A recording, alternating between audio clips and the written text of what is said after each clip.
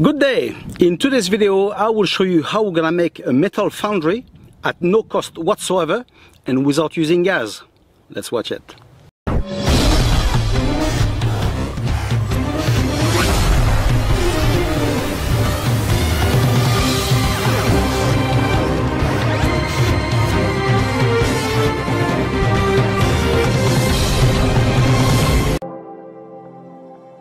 If you are used to see foundries videos, you will see that most of them use gas bottle to make the foundry. In this case, we'll go way back to basics and use stuff that we got around the house. What we will use to make our foundry? Well, look, a tin. This one used to contain glue, but if you got an old pot of paint, that's just the same, okay? It will be just perfect. Now I will use this. This is from an old washing machine.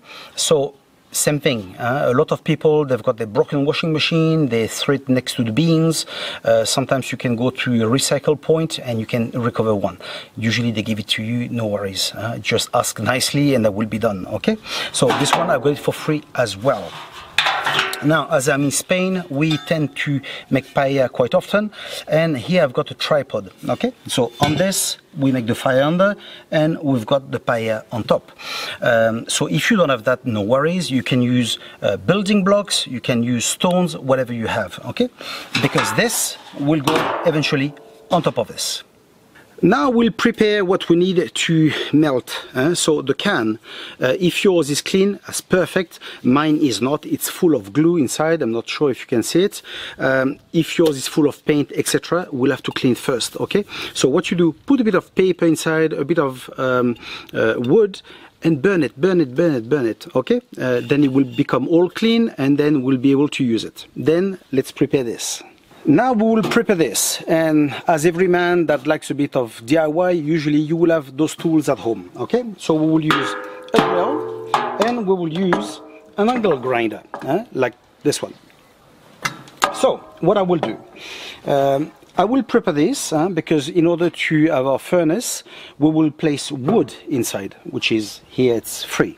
So what I will do, to have a bit more space, I will cut this, okay, and pry it open, so like that it'll be easier for me to place the wood inside, okay?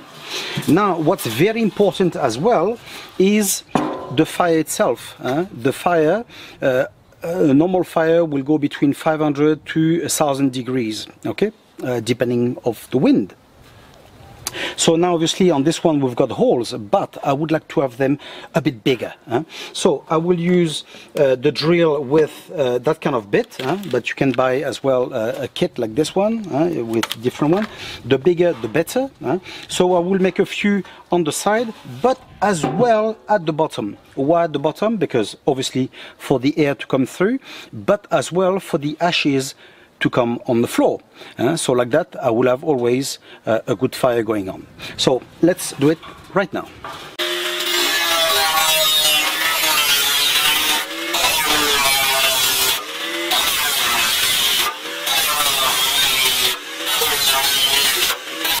Now that it is all cut, I will use a pair of pliers and lift it up, so like that I will have more space to burn the wood. That's it, it's done. Now I will have all the space to place the wood inside. Now time to make the holes a bit everywhere, so it is totally random, but bear in mind that more you have, more air will go through, better it will be.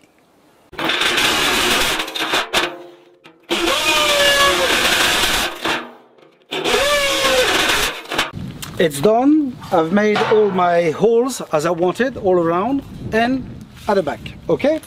So now what I'll have to do, I'll place some paper at the bottom, smaller wood and a bit of bigger wood after, not too big as well, you want it to catch fire nicely, okay?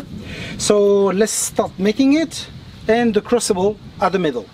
Let me show you as well what I've done with the crucible. I've made a small cut here, so like that when I'll pour, it should pour a bit better.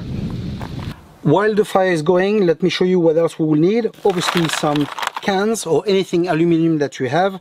Cans are just perfect because they fit inside and we can melt them with ease, okay? Now you will need some kind of glove like this one. Very often we've got it at home.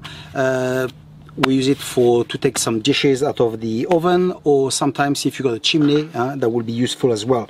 So most of us, we have this at home. Then obviously a plier, the longer the better. So like that, when we'll have to recover the tin, we'll be able to do it without any problem. Now you will need a mold to pour all the aluminium inside. So I've made those, okay, but if you got some sand, you can press the sand nicely and you'll pour it inside.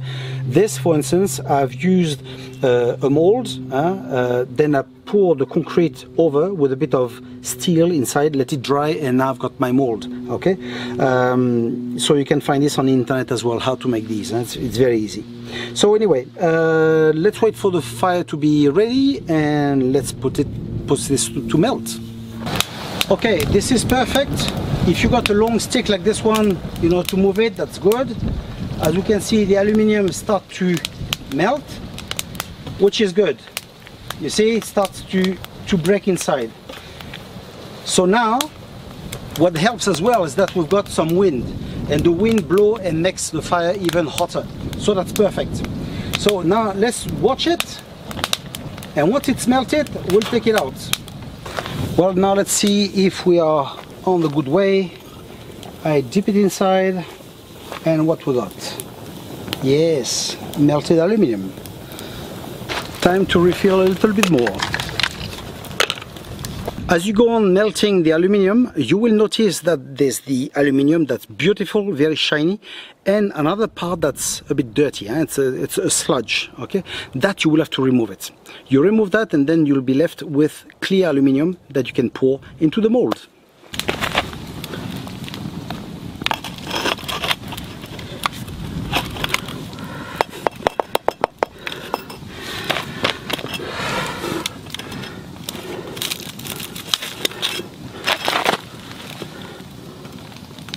That's it. I now have my piece of aluminium. Sadly, as you have seen, my crucible pierced through, so I've lost some aluminium, but it doesn't matter. I used what I had on hand, and next time I will use something a bit stronger. That's it. But then, as you have seen, you can do it with simply a piece of wood, and that will be done. Okay, so I hope that you have liked the video, and we'll see each other in the next one. Take care.